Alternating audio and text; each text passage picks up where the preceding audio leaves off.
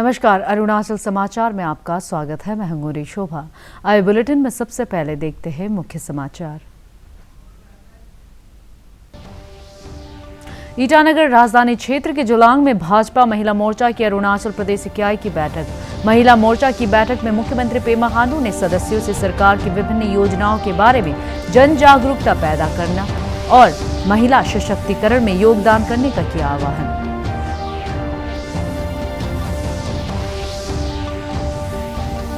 चुनाव आयोग ने उपराष्ट्रपति चुनाव के लिए किया तारीख का ऐलान। उपराष्ट्रपति चुनाव के लिए 5 जुलाई को जारी होगी अधिसूचना। 19 जुलाई तक दाखिल किए जा सकेंगे नामांकन और 6 अगस्त को कराया जाएगा चुनाव। उपराष्ट्रपति के चुनाव में लोकसभा और राज्यसभा के निर्वाचित सदस्य लेंगे हिस्सा। मुख्यमंत्री पेमा खांडू ने राज्य में भारी वर्षा और भूस्खलन से जान माल के नुकसान पर जताया दुख। कहा, पीड़ित परिवारों को राहत राशि जारी करने के लिए उठाए जा रहे हैं कदम। पपुम पारे जिले में 2 जुलाई तक स्कूलों को बंद रखने के आदेश। ईटानगर राजधानी क्षेत्र में कई स्थानों पर जल आपूर्ति बाधित। ईटानगर राजधानी क्षेत्र के जुलांग में आज भाजपा महिला मोर्चा की अरुणाचल प्रदेश इकाई की बैठक हुई। इस बैठक में मुख्यमंत्री पेमा खांडू, स्वास्थ्य मंत्री आलो लिबांग सहित भाजपा के कई वरिष्ठ नेता मौजूद थे। अपने संबोधन में मुख्यमंत्री पेमा खांडू ने भाजपा महिला मोर्चा की सदस्य से सरकार की विभिन्न योजनाओं के बारे में जन जागरूकता पैदा करने और महिला सशक्तिकरण में योगदान करने का आह्वान किया। उन्होंने कहा कि राज्य सरकार महिलाओं को शिक्षा, स्वास्थ्य, सुरक्षा, कौशल विकास और रोजगार के अवसर प्रदान करने के लिए प्रतिबद्ध है। लेना है और वापस अपने डिस्ट्रिक्ट में जाके अपना जिला जो मोर्चा है डिस्ट्रिक्ट में और अपना मंडल में वहाँ में भी इस ट्रेनिंग का जो भी मैसेज है वहाँ पे पहुँचाना है। और पार्टी का जो भी कार्यक्रम आता है यहाँ केंद्र से जो आके राज्य से फिर फर्दर डिस्ट्रिक्ट और मंडल में जो भेजता है उसको आप लोग फुल सिंसियरिटी और डेडिकेशन लोगों तक पहुँचाना बहुत ज़रूरी है। सरकार आपके द्वारा क्या आपको पता है कि पिछले 5-6 साल से हम इस राज्य में चला रहा है और इसमें मेन एजेंडा ये है कि प्राइम मिनिस्टर साहब का फ्लैगशिप प्रोग्राम और राज्य का जो फ्लैगशिप प्रोग्राम्स है वहाँ पे बेनिफिट को लोगों तक डायरेक्टली हम पहुँचा पाए, लोगों को डायरेक्ट फैसिलिटी हम लोग दे पाए। तो सरकार आपके द्वारा क्या जो है डिप्टी कमिश्नर और जितने भी जो ऑफिसर्स हर एक गाँव में जो कंडक्ट करते हैं अपने एरिया में, उसमें बाकी को बहुत एक्टिवली पार्टिसिपेट करना है और उसका अंतर्गत भी अपना जो महिला मोर्चा आप लोग हमेशा उस कैंप में जरूर जुड़े रखें। हमारा जो भारतीय जनता पार्टी का जो अंत्योदय का जो लक्ष्य है, लास्ट मैन स्टैंडिंग विक्ट्री, तो लास्ट में जो लाइन में जो खड़ा है वहाँ तक जो बेनिफिट है वो पहुँचाना बहुत जरूरी है। अंत्योदय का लक्ष्य लेकर और सबका साथ, सबका विकास और सबका प्रयास ये मंत्र को जाते हुए हम लोग भारतीय जनता पार्टी को हम लोग और भी आगे लेके जाएंगे। चुनाव आयोग ने उपराष्ट्रपति चुनाव के लिए तारीख का ऐलान कर दिया है। उपराष्ट्रपति चुनाव के लिए अधिसूचना 5 जुलाई को जारी होगी। 19 जुलाई तक नामांकन दाखिल किए जा सकेंगे। 20 जुलाई को नामांकन पत्रों की जांच होगी। 22 जुलाई तक नामांकन वापस लिए जा सकेंगे। 6 अगस्त को नए उपराष्ट्रपति का चुनाव होगा। मौजूदा उपराष्ट्रपति वेंकैया नायडू का कार्यकाल 10 अगस्त को पूरा हो रहा है। उपराष्ट्रपति के चुनाव में संसद के दोनों सदनों, लोकसभा और राज्यसभा के निर्वाचित सदस्य हिस्सा लेते हैं। अरुणाचल प्रदेश में लायन लूम बुनाई की परंपरा के संरक्षण और युवाओं को प्रशिक्षित एवं प्रोत्साहित करने के प्रयासों को जारी रखते हुए राज्य की प्रथम महिला नीलम मिश्रा ने विभिन्न स्कूलों की SUPW विषय की प्रभारी शिक्षकों के साथ आज राजभवन ईटानगर में संवाद किया।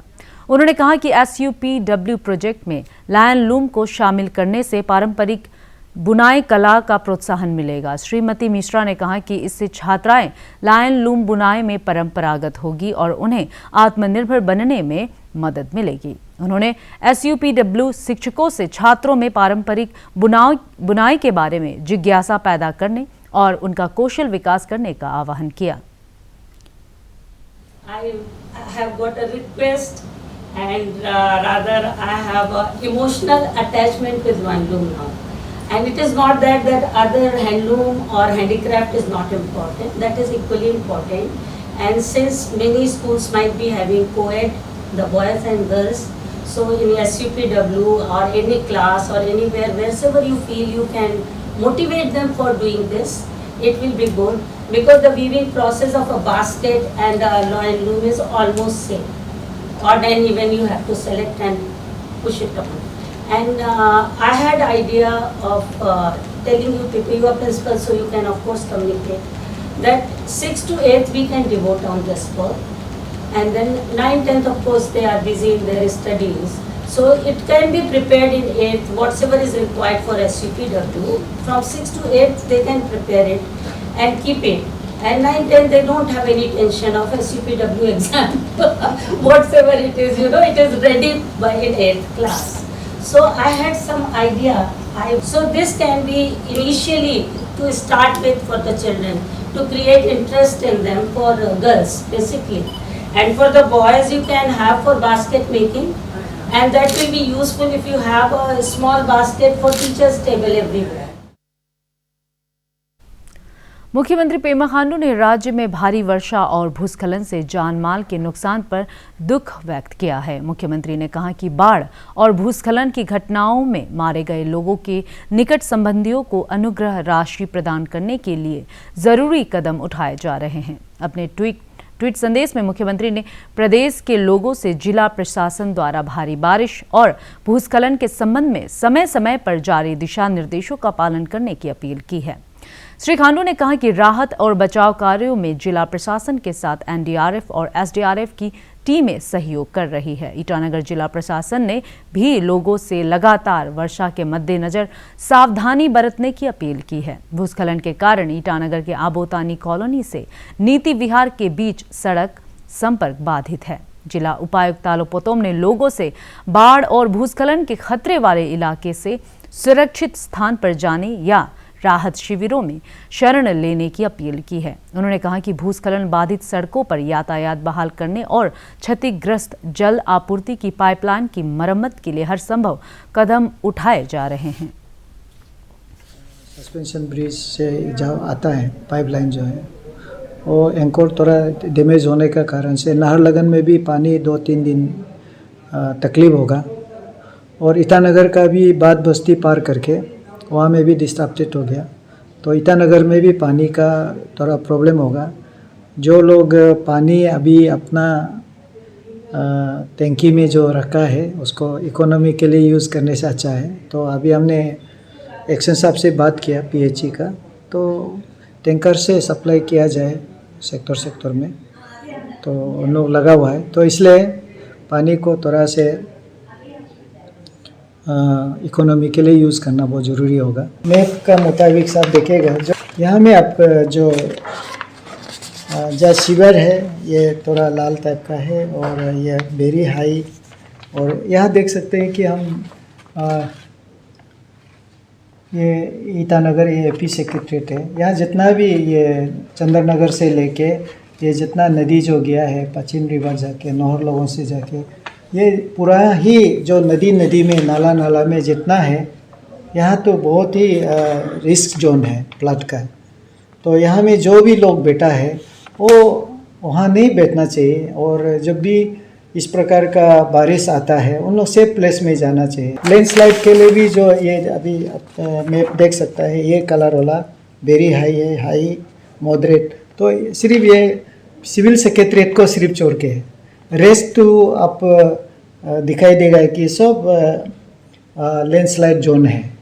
तो इस हिसाब से ईटानगर में 100 मैक्सिमम एरिया जो है ये लैंडस्लाइड होगा, नहीं तो फ्लड होगा। तो लोगों से हमारा हमेशा अपील रहा कि इस प्रकार का जब मौसम बदलता है, बारिश ज़्यादा होता है, तो वो सेफ प्लेस में रहना चाहिए, और कुछ प्रॉब्लम होने से सरकार आपका साथ है, आपके लिए रिलीफ कैंप बना के रखा है। भारी वर्षा के कारण बाढ़ और भूस्खलन में हुई जानमाल के नुकसान को देखते हुए पापुमपारे के जिला उपायुक्त सचिन राणा ने 2 जुलाई तक स्कूलों को बंद रखने के आदेश दिए हैं। हालांकि उन्होंने ऑनलाइन क्लासेस जारी रखने की बात कही है। पापुमपारे जिले के बालीजान में एडीसी तासो गांबो ने आज बाढ़ और भूस्खलन से प्रभावित क्षेत्र का दौरा किया और प्रभावित परिवारों को राहत सहायता प्रदान किया। उन्होंने कहा कि एनडीआरएफ के जवान स्थानीय लोगों के साथ मिलकर राहत और बचाव अभियान चला रहे हैं। इस बीच एनडीआरएफ के जवानों ने बालीजान सर्कल के तहत आने वाली कोकीला गांव में कल हुए भूस्खलन वाली जगह से मोमिता चकमा नाम की एक महिला का शव बरामद किया है। नदी में चला गया, उसका अभी तक 2 मिसिंग है। एक तो रिकवर कर लिया लाइफ में, एक डेड में, 4 मिसिंग था। और आत्मोपचार में एक तो डेड में रिकवर हुआ है, एक तो जिंदा में पकड़ लिया। तो 2 अभी तक मिला नहीं। उसको एनडीआरएफ और एसडीआरएफ दोनों मिल के दोनों ढूंढ रहा है। और आपका जो होलोंगी जगह में भी 2 घर कम्प्लीटली लैंडस्लाइड में दब गया और एक तो पानी में कम्प्लीटली ले गया। कोई अपर होलोंगी में जो एक स्कूल है उसको हम लोग आइडेंटिफाई किया है। और यहाँ के लिए आपका पचिला स्कूल को आइडेंटिफाई। देश में आगामी 1 जुलाई से सिंगल यूज प्लास्टिक पर प्रतिबंध लग जाएगा। केंद्र सरकार ने अभी सिंगल यूज प्लास्टिक से बने 19 उत्पादों पर बैन लगाया है। 1 जुलाई से सिंगल यूज प्लास्टिक के उत्पादन, विपणन और उपयोग पर पूरी तरह प्रतिबंध लग जाएगा। ईटानगर जिला प्रशासन द्वारा 1 जुलाई से सिंगल यूज प्लास्टिक पर लगने वाले प्रतिबंध के बारे में आज से जन जागरूकता अभियान की शुरुआत की गई, जिसमें विशेष रूप से दुकानदारों को सिंगल यूज प्लास्टिक या इसमें पैक वस्तुओं को न बेचने के लिए जागरूक किया जा रहा। जिला उपायुक्त आलोक पोतोम ने लोगों से सिंगल यूज प्लास्टिक पर प्रतिबंध का पालन करने की अपील की है।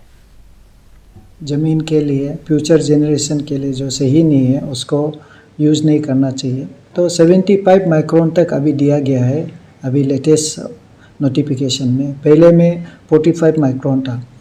तो इसीलिए उसको कल हम लोगों ने जो स्टेक होल्डर्स सभी लोग पोल्यूशन कंट्रोल बोर्ड का द्वारा और हमारा जो म्युनिसिपल है और वेंडर्स एसोसिएशन है, मार्केट कमिटीज है, आईएमसी का ऑफिसर्स है और हमारा एडमिनिस्ट्रेटिव ऑफिसर और हमारा पुलिस और एसपी का साथ में हम लोग कल मीटिंग किया और हम लोग कुछ एक्शन प्लान बनाया।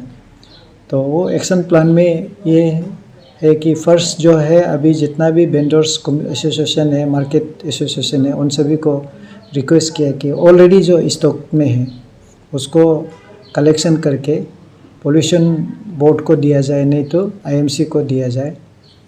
उसके बाद जो अनाउंसमेंट कर रहा है उसका बाद एक फ्लाइंग स्क्वाड रहेंगे और फ्लाइंग स्क्वाड जो है घूम के और चेकिंग करेगा और पेनल्टी इम्पोज करेगा।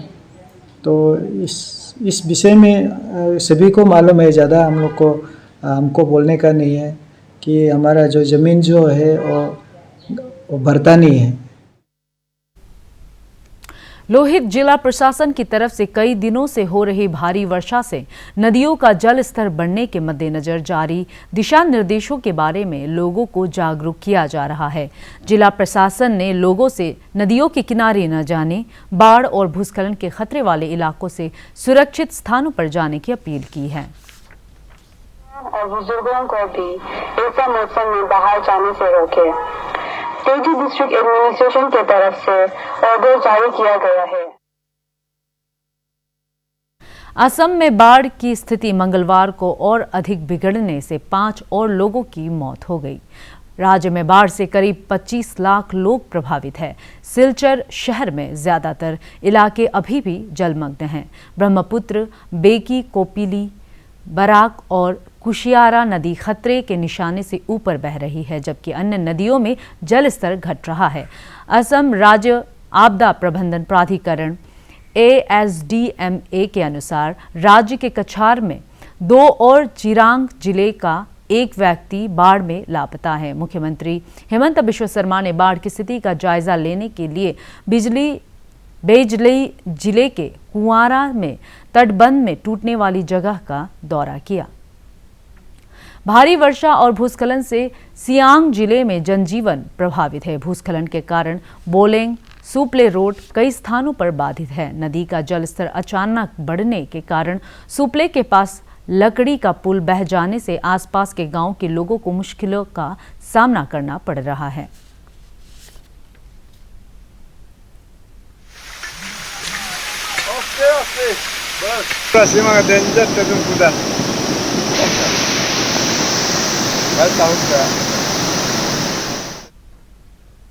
असम के मार्गरेटा से अरुणाचल प्रदेश के चांगलांग के बीच सड़क संपर्क बहाल हो गया है। जिला उपायुक्त सन्नी सिंह ने एक आदेश जारी कर आज सुबह 7 बजे से सभी प्रकार के वाहनों को आवागमन की इजाजत दे दी है। उन्होंने मानसून सीजन के मद्देनजर वाहन चालकों और यात्रियों से विशेष सतर्कता बरतने की अपील की है। गौरतलब है कि भारी बारिश के कारण भूस्खलन से करीब 1 सप्ताह से इस मार्गरीटा चांगलांग मार्ग पर वाहनों के आवागमन पर रोक लगी हुई थी। सड़क यातायात बहाल होने से लोगों ने राहत की सांस ली है। ईस्ट सियांग जिले में पाम ऑयल मैन्युफैक्चरिंग यूनिट की स्थापना के संबंध में अरुणाचल प्रदेश औद्योगिक विकास एवं वित्त निगम और रुचि सोया के बीच एक समझौता ज्ञापन पर हस्ताक्षर किया गया है। मुख्यमंत्री पेमा खांडू ने ईस्ट सियांग जिले में पाम ऑयल मैन्युफैक्चरिंग यूनिट की स्थापना को लेकर समझौते पर प्रसन्नता जताते हुए कहा है कि इस इकाई की स्थापना से किसानों को पाम ऑयल की खेती करने के लिए प्रोत्साहन मिलेगा।